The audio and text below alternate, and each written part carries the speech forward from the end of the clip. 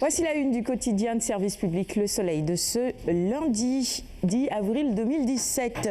C'est l'ambassadeur de France qui est donc à la une de ce journal, Christophe Bigot, ambassadeur de France donc sur le pétrole et le gaz. Il dit l'enjeu c'est que la part sénégalaise soit significative. Vous aurez compris, vous pourrez lire évidemment tous les détails de cet entretien dans les colonnes du Soleil ce matin. Le sommet extraordinaire de l'UMOA, on nous en parle également à la une du Soleil ce matin.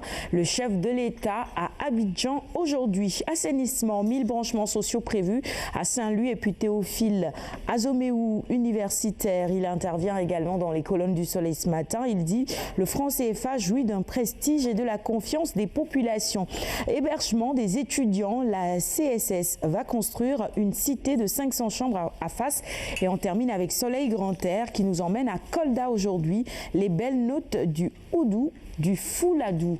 Ah bah c'est important, je vous propose de lire cela et même de faire le déplacement puisqu'encore une fois nous sommes dans la semaine de la promotion du tourisme interne. Passons maintenant à la une du quotidien Walf. Radiation des policiers en avril 1987. Comment en 2 jours des milliers de vies ont basculé. Le Walf quotidien revient évidemment sur cet événement à Lune Badara que beaucoup ont encore à l'esprit aujourd'hui. La radiation de ces policiers, c'était en avril 1987. 1987 ans, j'ai eu un proche parent quand même qui a vécu ce cauchemar, pour vous dire combien c'était difficile pour ces policiers-là, mais surtout pour leur famille, parce que des familles ont volé en éclats à cause de cette mesure, en tout cas étatique à l'époque, prise par le régime socialiste dirigé par le président de la République, par le président d'alors Abdou Diouf.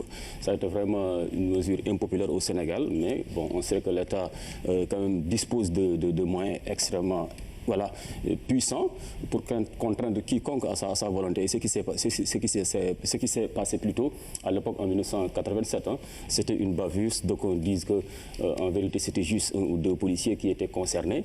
Et on en profite pour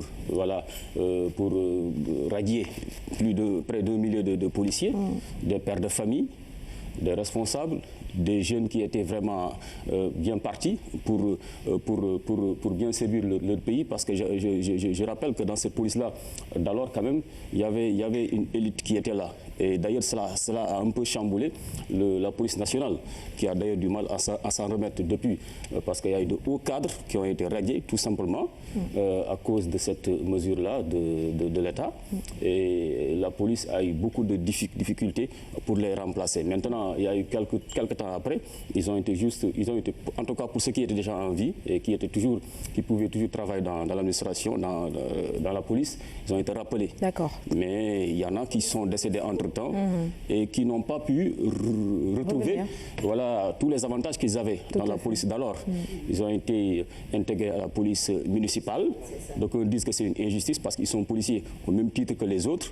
Jusqu'à présent, ils courent derrière certains de leurs droits. Donc pour vous dire que ça a été vraiment un drame en tout cas vécu par tous les Sénégalais qui ont partagé quand même le sort, la peine de ces policiers et surtout de ces familles. Oui. Surtout de ces familles qui ont volé en éclats. Il y a des enfants qui ont arrêté leurs études tout simplement parce que leur papa n'avait plus les moyens de leur payer cela. Très bien. Combat, tu voulais rajouter quelque chose? Bon, juste dire que le mobile, parce qu'on parle, c'est vrai, la radiation c'est la conséquence, mais ce qui était à l'origine de cette décision étatique, je crois, c'était une grève des policiers alors qu'ils n'en avaient pas le droit, je crois. En tout cas, il y a tous les détails dans les colonnes de Walf quotidien ce matin. La sanction a été trop lourde. La sanction était beaucoup trop lourde. C'est ça. Une mesure extrêmement. C'est ça, tout à fait. Allez, on poursuit maintenant avec Direct Info. À la une de Direct Info, le chef de l'État qui salue la maturité de la démocratie sénégalaise.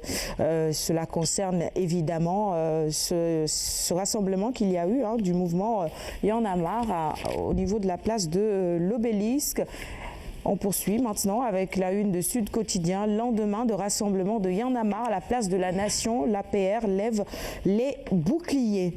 La une du quotidien Enquête maintenant. Contre Y'en a marre et l'opposition, le tir groupé du régime.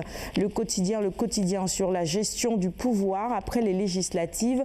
La cohabitation en débat. Les cours de Ismaël Madior Fall et Abdoulaye Dieye.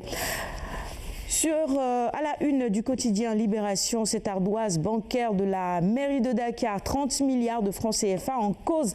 Les prêts contractés entre 2008 et 2014 seraient destinés à recaser les marchands ambulants, et puis d'autres détails évidemment sur cette affaire dans les colonnes de Libération de ce lundi. 24 heures info donne la parole à l'ancien chargé de la propagande du PDS. Il sort du bois. Farba Senghor propulse Wade dans l'opposition. Nous sommes à la une du quotidien 24 heures info. Voilà, merci.